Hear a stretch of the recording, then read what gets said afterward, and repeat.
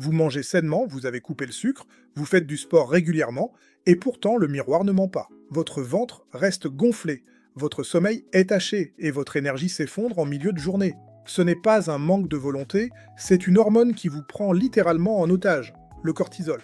Imaginez que votre corps possède un bouton stockage d'urgence hérité de millions d'années d'évolution. Tant que ce bouton est enfoncé, la biologie est formelle. Il est strictement impossible de brûler du gras, peu importe l'intensité de vos entraînements ou la rigueur de votre diète. Le cortisol est l'hormone de la survie. Elle a été conçue pour nous sauver des prédateurs en mobilisant l'énergie instantanément, mais dans notre monde moderne, elle est devenue votre pire ennemi silencieux. Le stress chronique maintient ce taux à un niveau toxique, verrouillant vos cellules graisseuses et sabotant votre métabolisme. Aujourd'hui, je vais vous montrer ce que les bilans standards ignorent. Comment ce stress invisible détruit votre silhouette, pourquoi vos réveils nocturnes à 3 heures du matin sont le signe d'un crash hormonal. Et surtout, je vais vous donner le protocole exact pour faire chuter cette hormone et forcer votre corps à libérer enfin ses réserves. Si vous avez plus de 45 ans et que vous avez l'impression de lutter contre votre propre corps, cette vidéo est la pièce manquante que vous cherchiez. Pour comprendre pourquoi le cortisol vous fait grossir spécifiquement du ventre, il faut plonger dans la biologie de la survie. Le cortisol n'est pas méchant en soi, c'est un signal de mobilisation.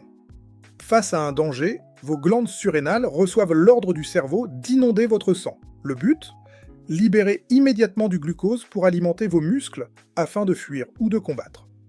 Le problème majeur de notre époque, c'est que le danger n'est plus un lion, mais une pile de factures, un conflit familial ou simplement le flux incessant de notifications sur votre téléphone. Votre cerveau ne fait pas la différence. Il active la même alarme. Votre cortisol monte, votre sucre sanguin explose. Mais vous restez assis. Ce sucre dont vos muscles n'ont pas besoin doit être évacué du sang car il est toxique à haute dose. Votre pancréas entre alors en jeu en sécrétant de l'insuline, l'hormone de stockage. C'est ici que le piège se referme. Les cellules graisseuses de votre abdomen possèdent jusqu'à 4 fois plus de récepteurs au cortisol que n'importe quelle autre partie de votre corps. Le cortisol guide littéralement l'insuline pour stocker ce gras autour de vos organes vitaux.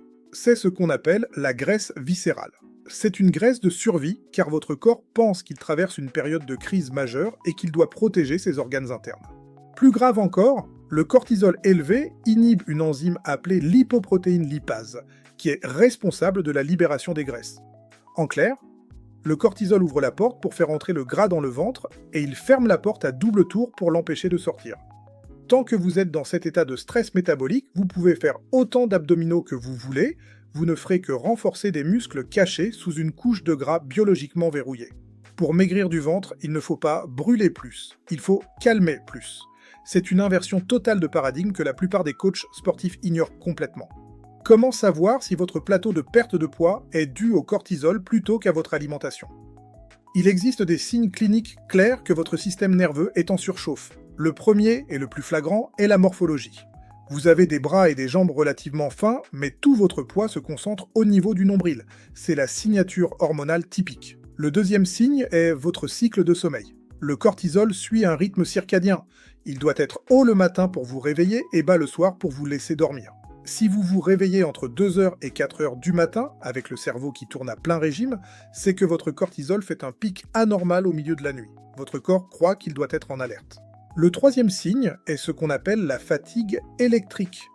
Vous vous sentez épuisé physiquement toute la journée, mais dès que vous vous couchez, vous êtes incapable de calmer vos pensées. Vous êtes fatigué mais branché sur le 220 volts. Le quatrième signe est votre relation à la nourriture en fin de journée. Le cortisol élevé épuise vos réserves de sérotonine.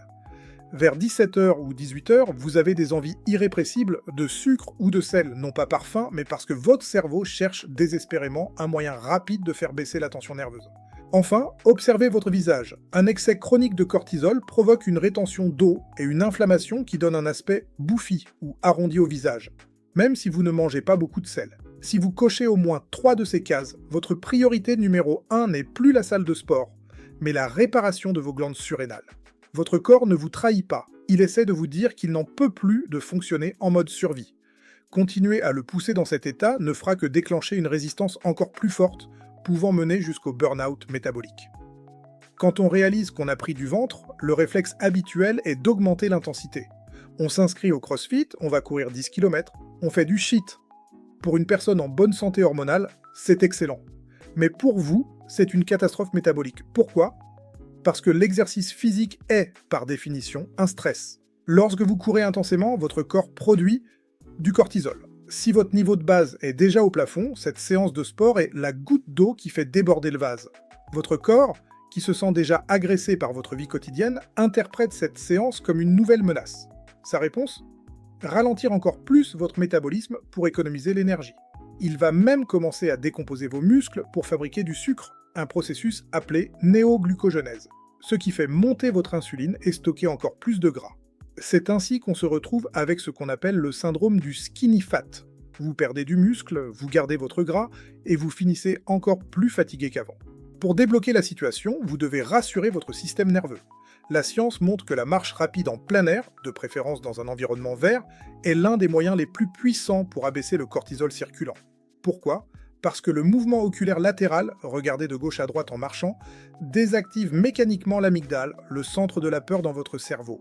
Au lieu de faire des séances de cardio de 60 minutes qui vous épuisent, passez à du renforcement musculaire lent et lourd 2 fois par semaine. Le muscle est un organe endocrine qui aide à réguler l'insuline sans provoquer les pics de cortisol massifs du cardio prolongé.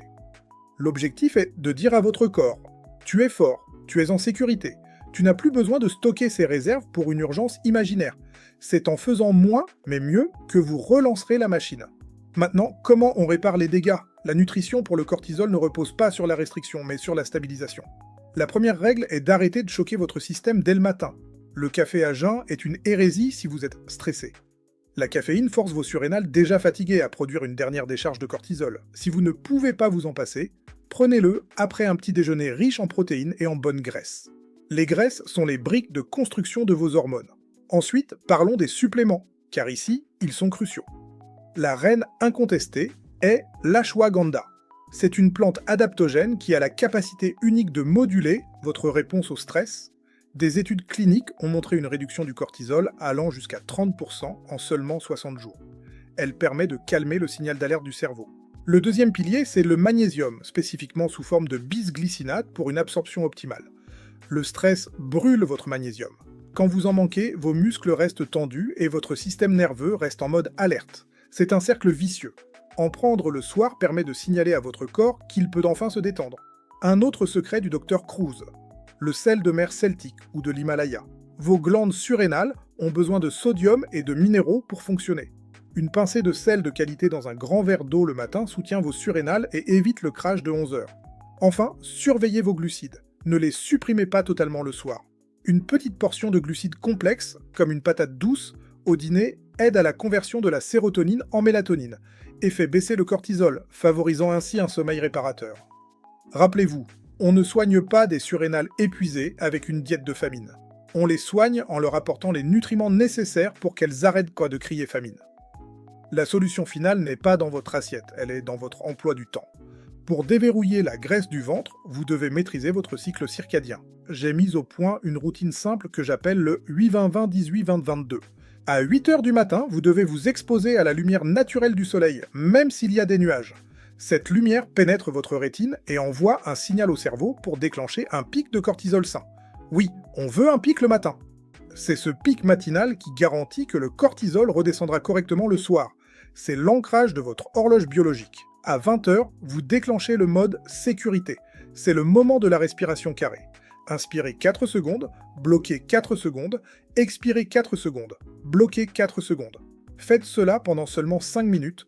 Ce simple exercice force votre système nerveux à basculer du mode sympathique, survie, au mode parasympathique, réparation.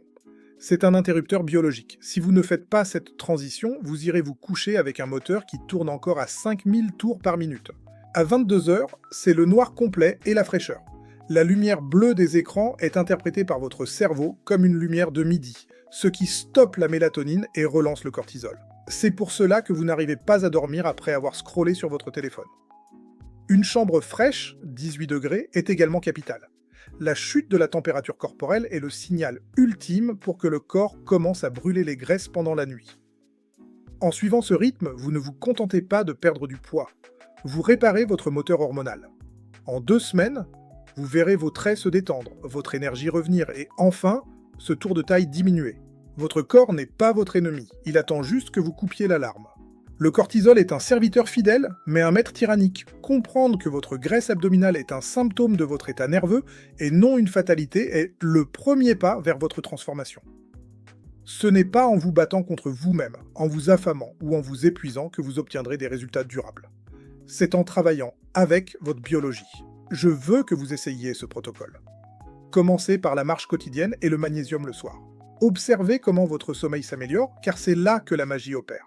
Une nuit de sommeil profond sous cortisol bas brûle plus de graisse qu'une heure de course à pied sous stress élevé. Si vous vous êtes reconnu dans les signes cliniques que j'ai décrits, sachez que vous n'êtes pas seul et que ce n'est pas de votre faute. Notre monde moderne est une machine à produire du cortisol, mais vous avez maintenant les outils pour vous en protéger.